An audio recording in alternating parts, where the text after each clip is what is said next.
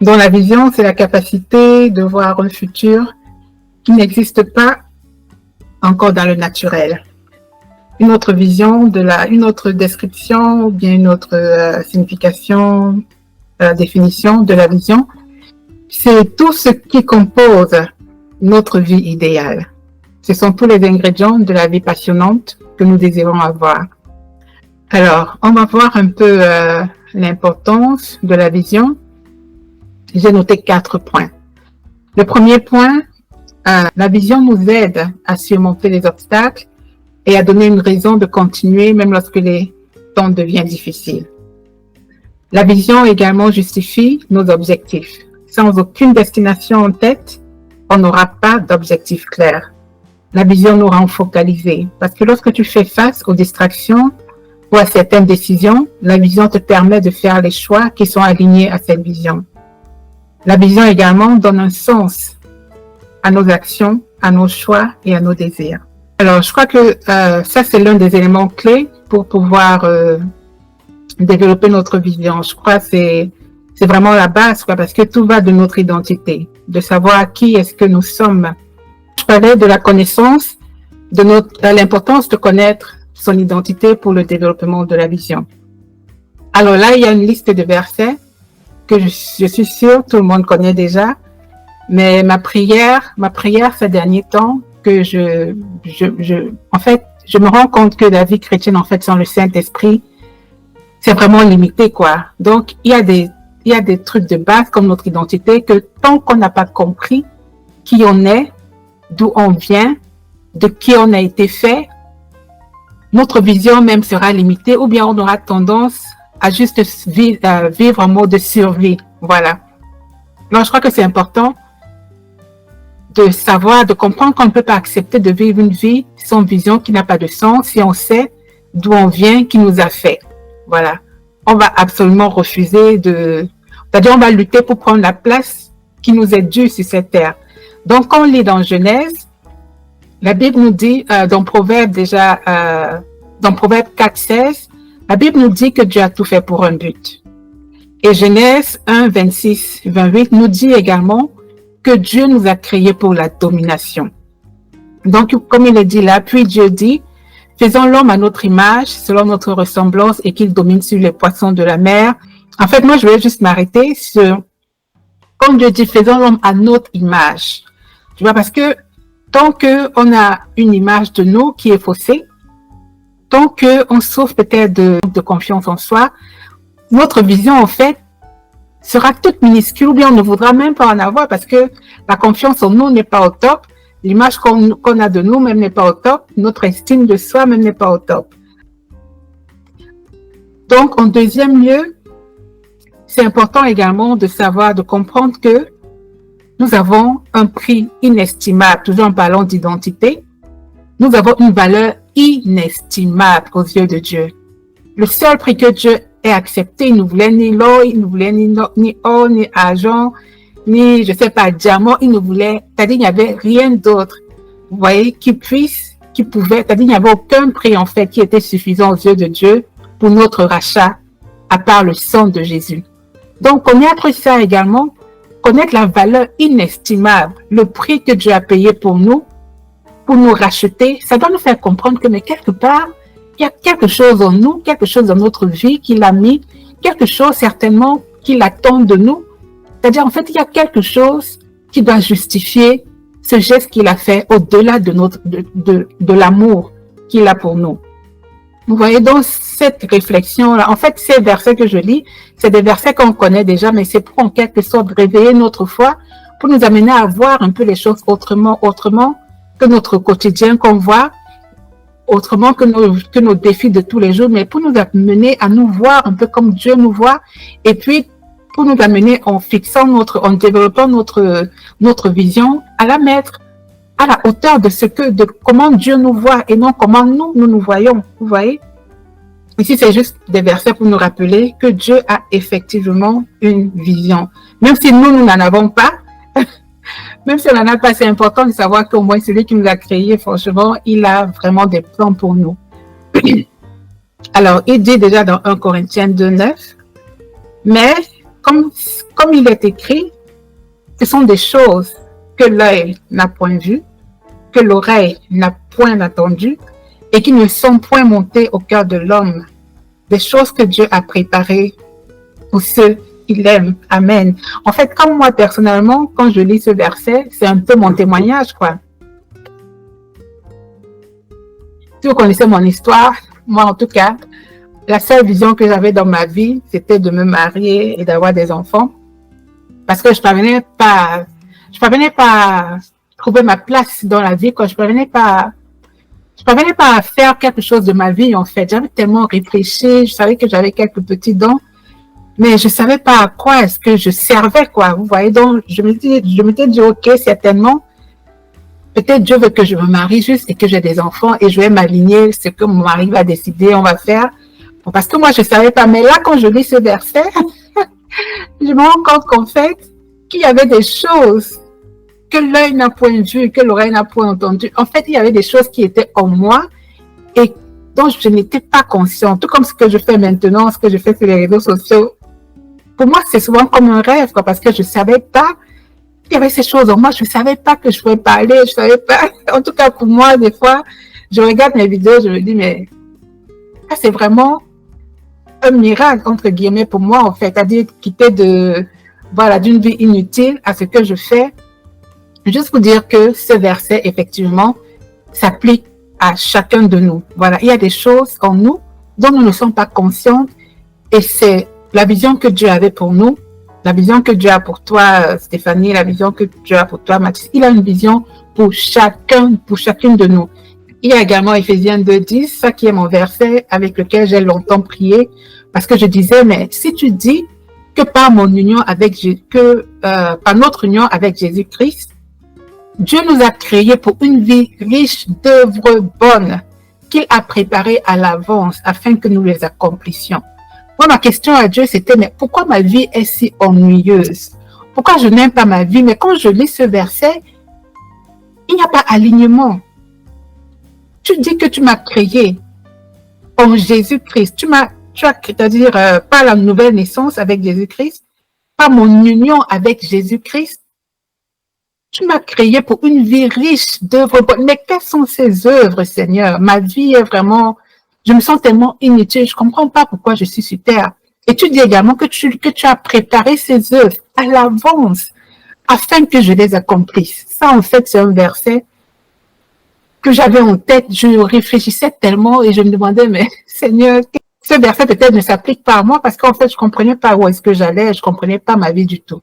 Mais aujourd'hui, par sa grâce, j'ai compris que c'est une question de saison, c'est une question de timing, voilà. Et aujourd'hui, je peux dire que je suis en train de vivre une vie riche d'œuvres bonnes qu'il avait préparées à l'avance afin que je les accomplisse. Donc, Dieu a une vision pour chacun de nous. Le troisième verset également que vous devez connaître, c'est qu'il a fait de nous, il a fait de toi, Raphaël, il a fait de toi, Stéphanie, il a fait de moi, un royaume et des sacrificateurs pour notre Dieu, afin que nous régnions sur la terre. Nous devons régner sur la terre d'une manière. Ça, c'est la vision de Dieu pour nous. Et sa vision, en fait, est celle qui doit prévaloir dans notre vie. Dieu ne veut pas que nous marchions, que nous soyons juste sur la terre comme ça, quoi. Que nous existions, voilà, comme un morceau de bois qui est dans l'eau, les vagues viennent, le transportent à gauche, à droite. Non. Il nous a créés afin que nous régnions sur la terre et non dans les cieux. Notre règne, c'est sur la terre. Ça, c'est la vision de Dieu pour nous. Vous voyez? J'aime souvent dire la vision, quand on parle de vision, la vision ne nous concerne pas, mais ça concerne ce que Dieu veut faire de nous.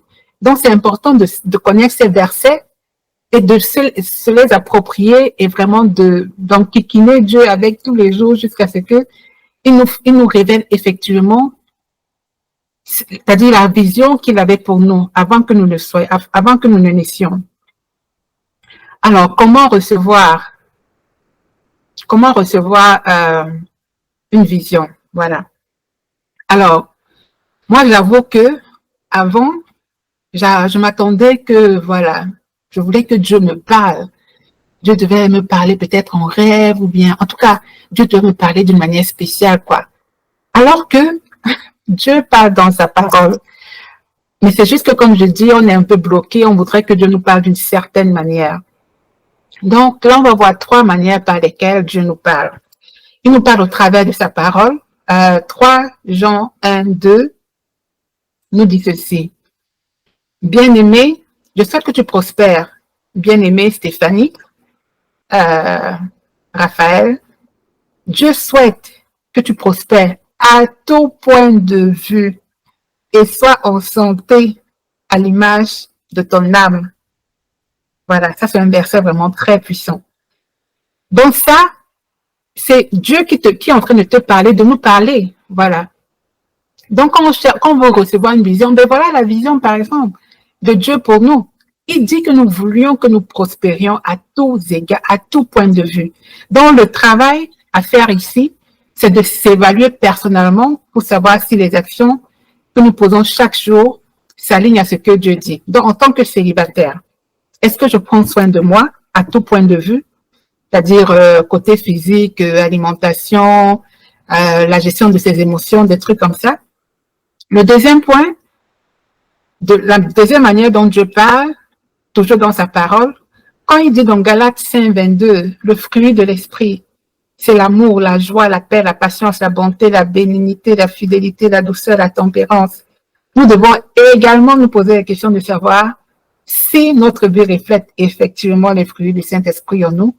Est-ce qu'en tant que célibataire, nous manifestons ces fruits dans notre vie? Vous voyez? Comme je le dis, on cherche la vision. Je crois que quand on entend vision, on se focalise déjà le rêve. C'est-à-dire, on doit être là couché la nuit.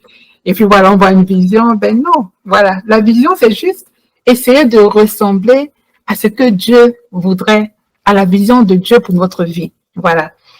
Donc, comme j'ai dit, la première manière pour avoir une vision, c'est au travers de la parole de Dieu.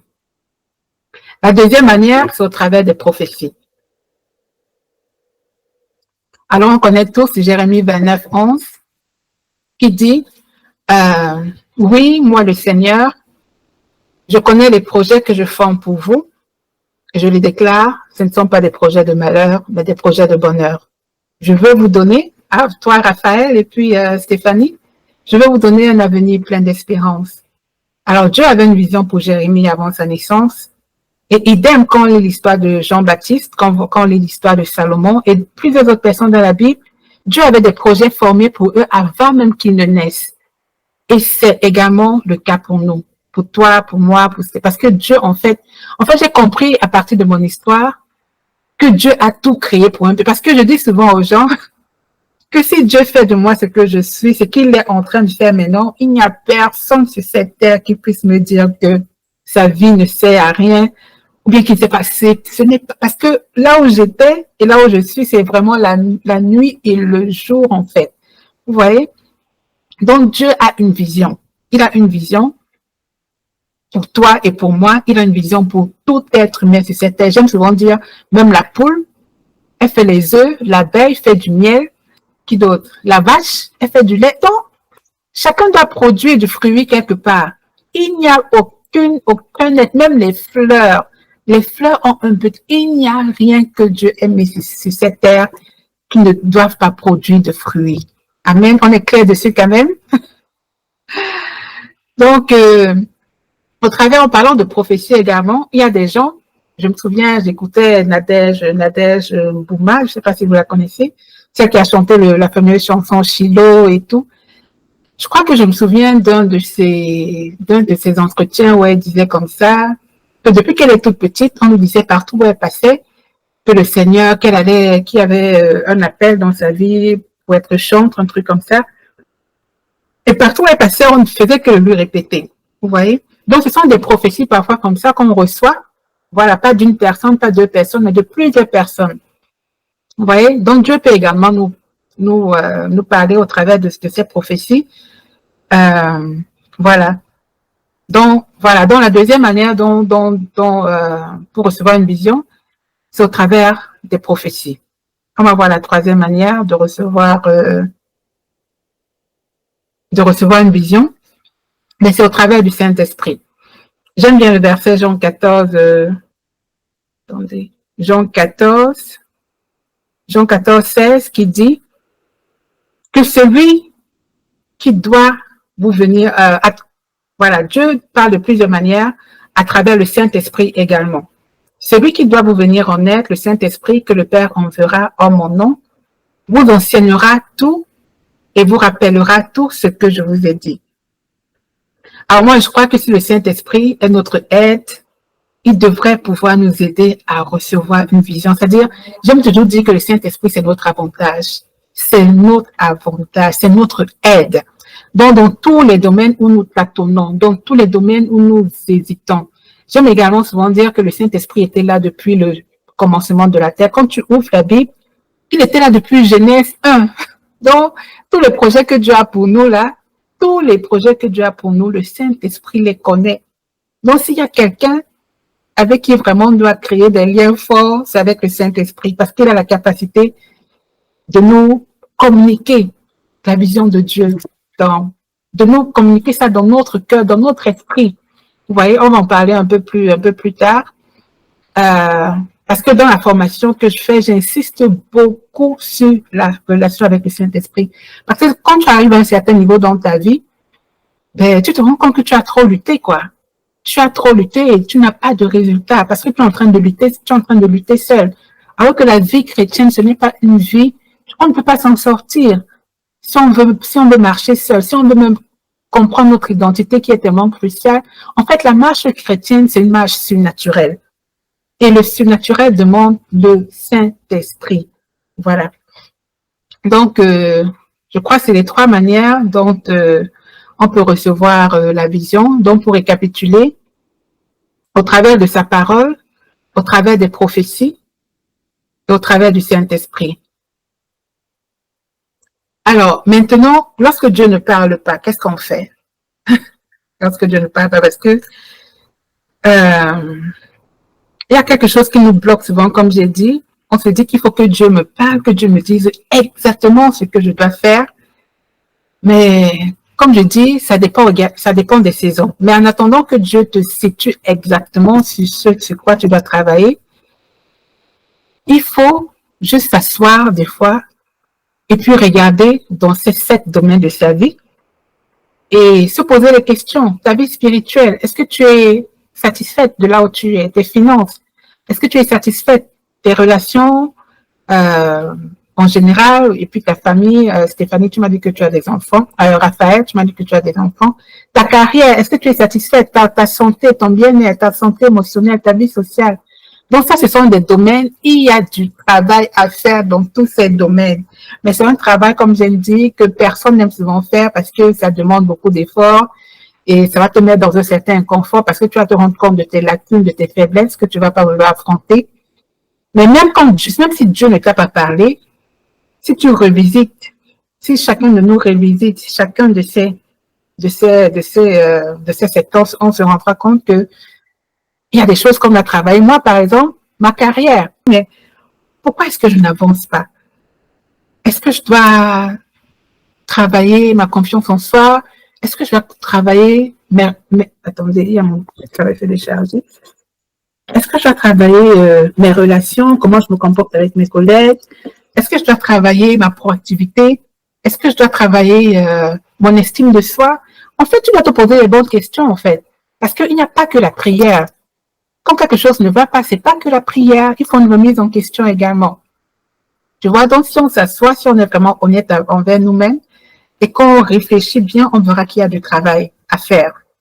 Et puis après, en fait, j'ai mis des objectifs en place parce que je me suis rendu compte que ma carrière, il faut que ça bouge. Il faut que ça bouge. Et je suis en train de travailler pour cela. J'ai une vision pour là où je veux être d'ici 1 an et demi. Il faut que j'ai atteint cette destination. Voilà, donc ça, c'est ma vision pour la vie professionnelle. Pour ma santé émotionnelle, ça également, j'y travaille beaucoup. Parce que j'ai compris que nous sommes, nous sommes un en trois, nous avons un esprit dans un corps avec une âme.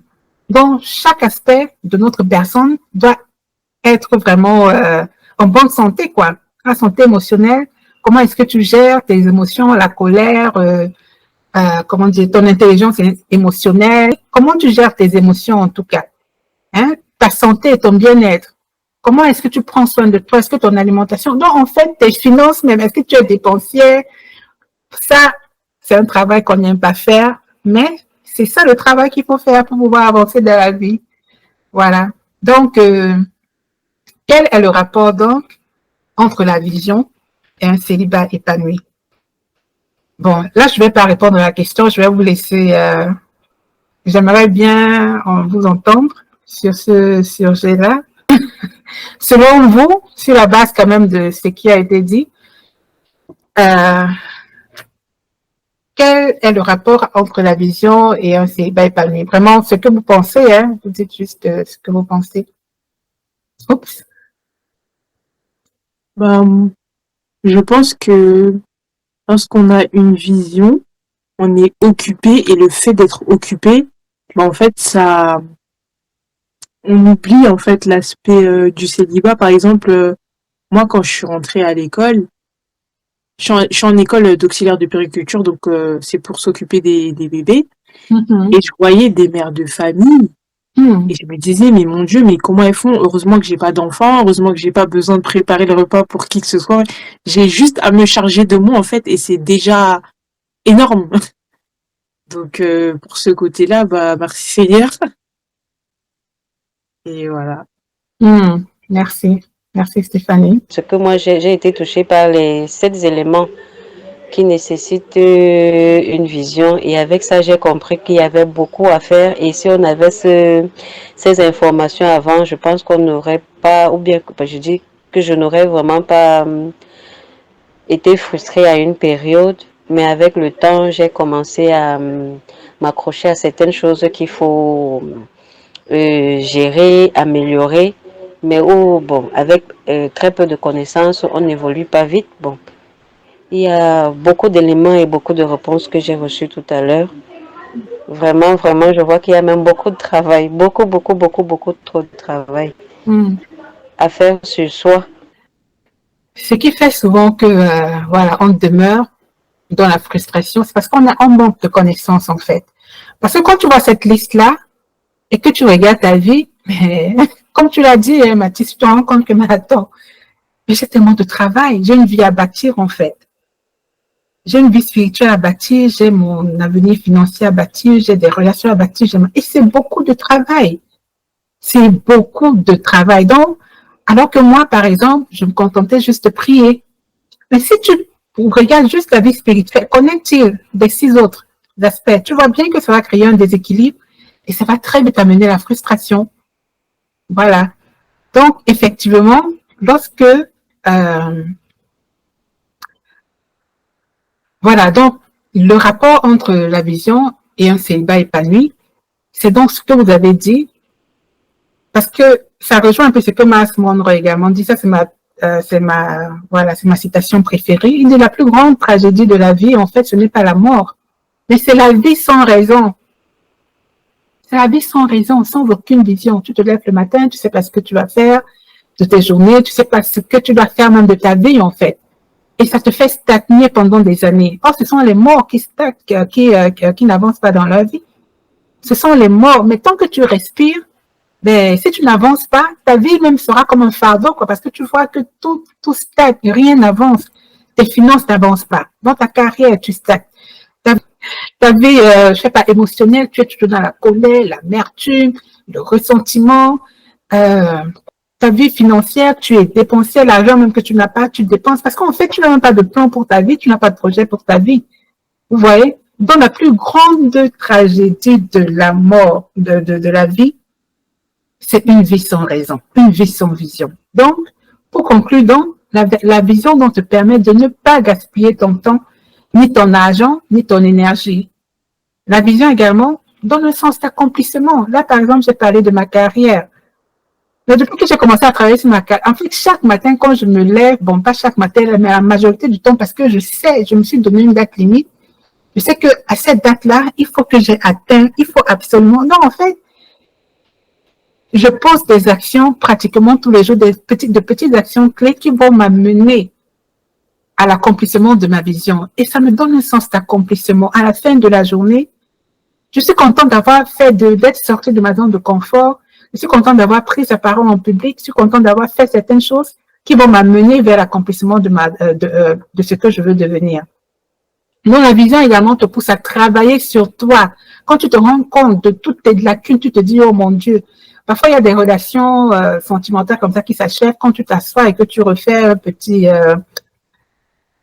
une petite remise en question, mais tu te rends compte qu'en fait, tu es colérique, hein, tu ne sais pas parler, tu n'es pas intelligente émotionnellement, tu ne te connais même pas, tu ne sais pas ce que tu aimes, ce que tu n'aimes pas, tu ne sais pas fixer des limites, tu n'as pas confiance en toi, tu ne fais... Donc, honnêtement, quand tu regardes ta vie, là, tu te dis, mais attends, la prochaine relation, par exemple, il faut pas que ça se passe la même chose, il faut que je change. Et ça, c'est du travail. C'est un travail très passionnant, c'est un travail difficile, mais c'est un travail qui vaut la peine. Et en fait, enfin, la vision te permet d'avoir une vie d'impact.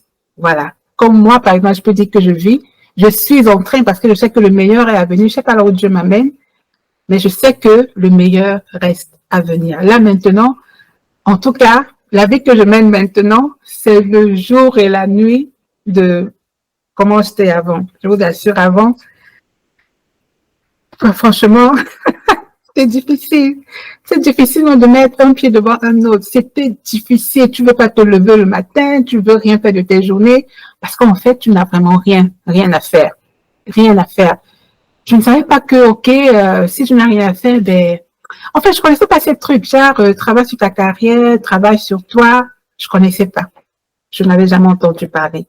Vous voyez, mais dès que j'ai commencé, dès que mes yeux se sont ouverts, oh my God, c'est-à-dire, je suis devenue carrément inarrêtable, quoi.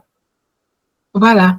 Donc, je pense que c'est tout. C'est la fin de cette présentation. Et comme vous le savez, j'organise un challenge de 21 jours pour devenir organisé. Et dans ce challenge, justement, on regarde ce premier module qui est capital, ma vie, ma vision.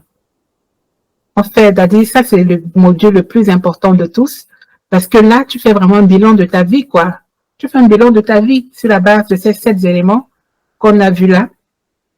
Tu fais un bilan de ta vie, tu te fais un objectif, tu te fixes des objectifs pour chacun de ces aspects de ta vie et tu te fais un plan d'action.